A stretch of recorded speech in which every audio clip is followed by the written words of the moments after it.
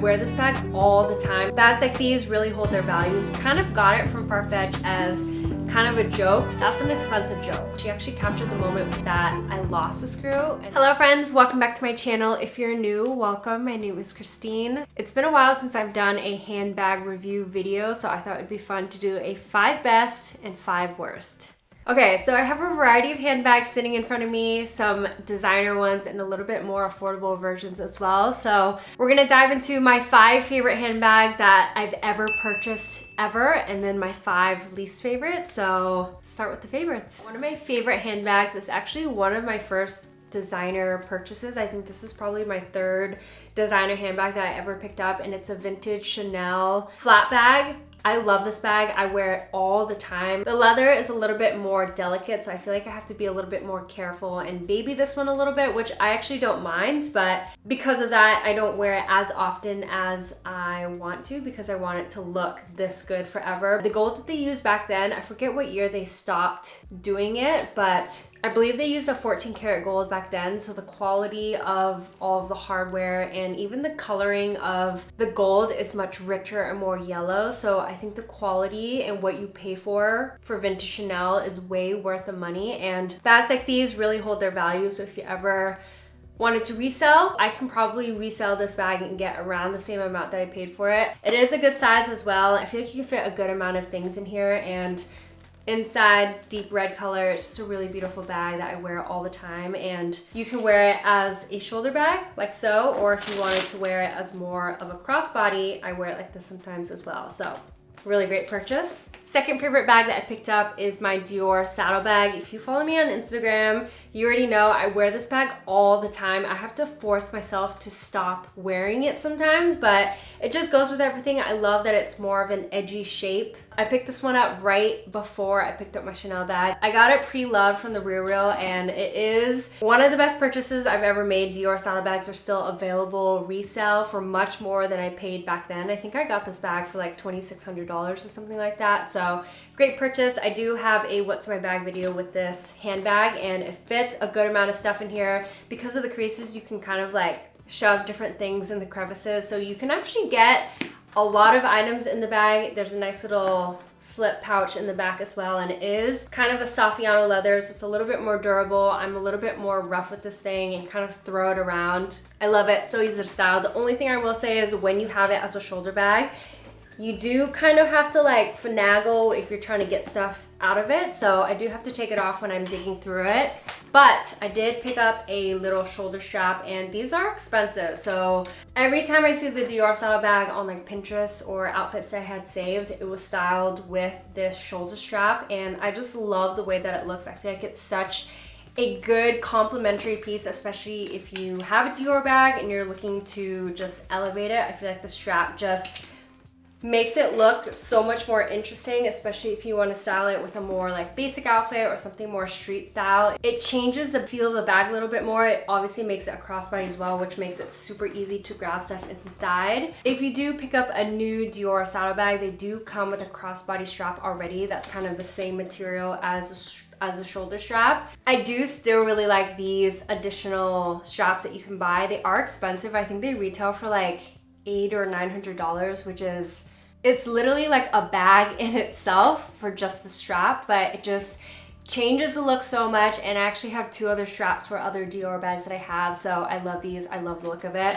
And cost per wear, okay? Definitely worth it. Next bag that I'll talk about is a little bit more of an affordable girly. I fell in love with Polène over the last like year or so, and I have just worn this bag so much. I think this is like the number 10 bag. I currently have the crossbody strap on it. It does come with a shorter shoulder strap, and I was wearing it as a shoulder bag for so long, but the quality of these bags is super nice, very high quality, and I love that this bag is a little bit structured. So very similar to my Dior saddle bag, you can fit a really good amount of stuff in here. And I believe I do have a review video on this bag comparing it to another one of the handbags that I'll talk about in a second, but I have it in the smooth leather. I love the contrast stitching. It's fun to style, it's comfortable. super high quality, and the price point for Polène is around $500 to $600, but compared to designer prices, I feel like you get some really high quality leather, and the interior is a really nice suede material as well, and their brown leather that they have is just gorgeous. So I've worn this bag a lot, especially in my day-to-day when I'm reaching for a handbag. I often will reach for this bag over a lot of my designer bags, so really big fan of Polène. Another bag that I picked up that I love this year is super spontaneous. This is my Louis Vuitton loop bag, and I just wore this bag so much. I really got some good cost per wear out of it. I currently have the strap set up as like a shoulder. It's a little bit fidgety right now, but I love this bag. She's so versatile and cute, and I love the colors of it. I feel like I don't have a lot of really good brown bags that I like, and this one just makes any neutral outfit a little bit more interesting. And I love that it comes with a little chain strap. You can actually remove this crossbody if you wanted to. It does have a very aggressive loop, so you actually can't fit as much items in here as you need, but it's a great evening bag. I reach for it a lot, and the crossbody strap I actually do really like. Currently, I do have it shortened so you can wear it as kind of like a longer shoulder strap. This is great for every day because you could reach in super easily, but you can expand it like so, and then it is a cute little crossbody, and this is actually probably the way that I wore it the most. But one thing I have noticed is when it gets really hot in the summer and the strap is on my bare skin, it is quite uncomfortable because of the way that it overlaps. That is one thing that I've noticed, but it hasn't bothered me enough to make me stop wearing it. So love this bag. It's actually my only Louis Vuitton bag that I have. Another bag that I love that I kind of forgot about is my Dior Bobby Bag. When I first picked up this bag, I wore it so much. I love the white color, and I feel like it's just like a great classy summer bag. And we are actually headed to Seattle tomorrow, so I might bring this bag with me because it's just a great little handbag that goes with everything. It's a gorgeous like smooth leather, and I have worn it with denim and lots of different outfits, and so far haven't stained or anything like that, especially because of the smooth leather. It is something that shows up very easily, so just be careful if you have like new denim or new clothing that bleeds. You want to be aware of that. The interior is like this gorgeous suede material, and it is a little bit more of a structured bag, so you can fit a lot in it. The straps are also removable, so I do have another like canvas strap that I bought for it that I love, and you can also adjust it to become a little shoulder bag as well, which is how I've worn it sometimes. I think more often than not I wear it as a crossbody, but I just think it's a very classy shape. Looks good with everything. I wear it a lot. It is definitely expensive. I think it's one of the only Dior bags that I bought full price. I did buy it in Paris, so I did get the VAT refund on it, but I still really like this bag. Okay, I had to turn on the AC because it's getting a little bit hot in here, but those are my top 5 favorite bags that I have in my collection so far. I do want to say an honorable mention to this bag. I get lots of questions about it every time I wear it. It's from a brand called Freya. I love it. It is a vegan handbag, and I think the price point is around $400 to $500, which honestly, for a vegan handbag, it definitely is a lot.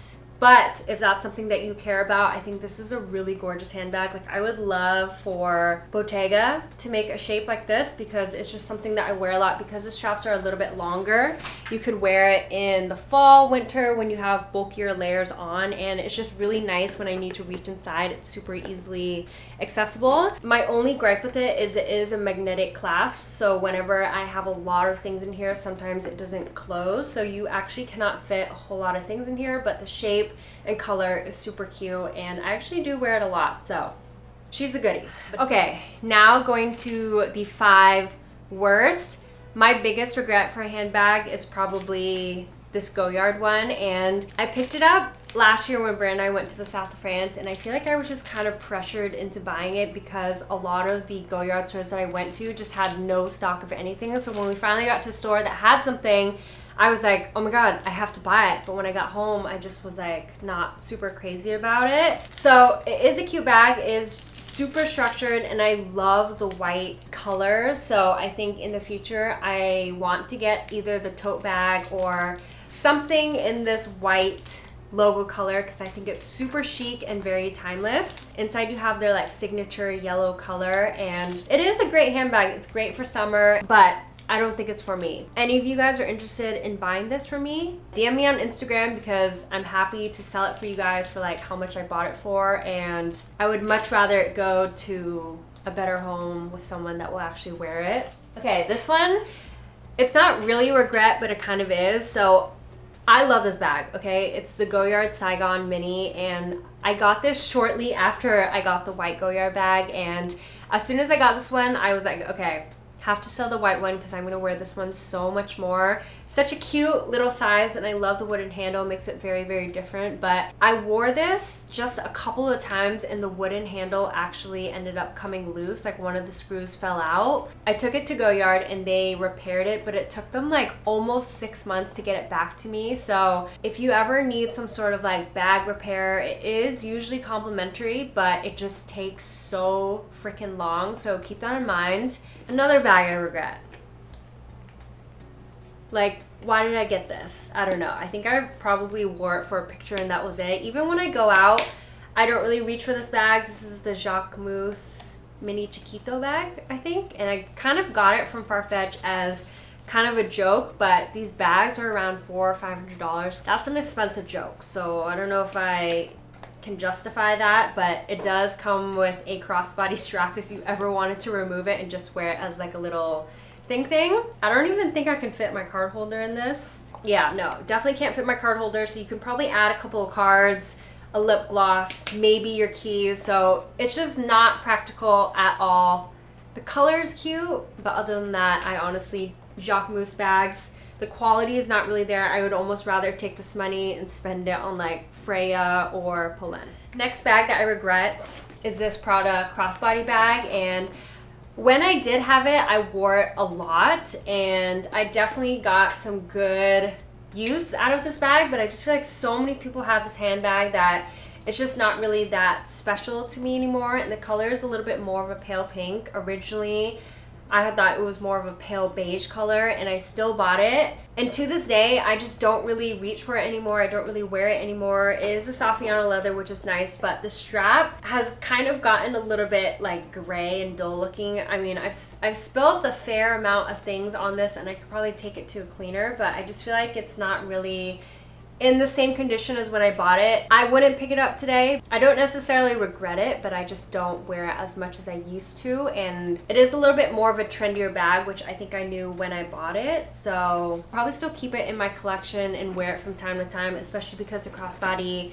is removable, so you can wear it as like a cute little evening bag if you wanted. Like, I think this is super cute, and I think there's additional little straps that you can buy as well, probably in the same color, but I just don't wear it as much as I used to. Another bag that I regret is this little Gucci shoulder bag. I haven't worn it since I bought it, and I picked it up from the Real for not super expensive, but I just think it's not really a bag that I wear a lot. It has a wooden handle, so it did remind me a lot of my Goyard Saigon Mini Bag, but when you have it on, it's just a little bit awkward and you can feel how stiff it is, so it falls a lot. I just don't really reach for it a lot, so I feel like this is really not worth the money. It wasn't really a wise purchase. Last bag that I have to talk about is actually from Polène as well, and I was coerced into buying this from the sales associate because she said it was like the best seller in Japan, and I was like, Japan? Ooh, I need that, but I haven't worn this at all. It is kind of like an accordion bucket bag, and it is really unique. It has a great shape, but it is quite fidgety when you try to put stuff into it. You kind of have to like shove your hand into it, and it doesn't really close ever, so it's not super secure. So I do think that there's a time and place for this bag. I just haven't yet worn it, and I do really like the color. It's very similar to my Freya bag, but it's a little bit more of a like gray colors. I can see myself styling this with some really cool street style outfits eventually when Brian and I go to Japan. Maybe I'll bring this along and try to get some wear out of it. And the inside is a really nice like suede material as well, but it's just not something that I reach for a lot. It's a very unique, very niche type of shape, so yeah, but the quality of leather is still there. So that brings us to the end of this video. I hope you enjoyed this quick little speedy review, but if you want to see a more in-depth video on any of the bags, I do have videos on some of my like best bags that I mentioned. Be sure to check those videos out if you haven't seen it yet, but let me know down below in the comments what you want to see next. I am working on bridal trials. I am doing like my brother's fiance's makeup for her wedding. So this is probably the look that I'm gonna do for her. If you guys wanna see a tutorial on this look, let me know. But anyways, thank you guys so much for watching and I'll see you all in the next video. Bye.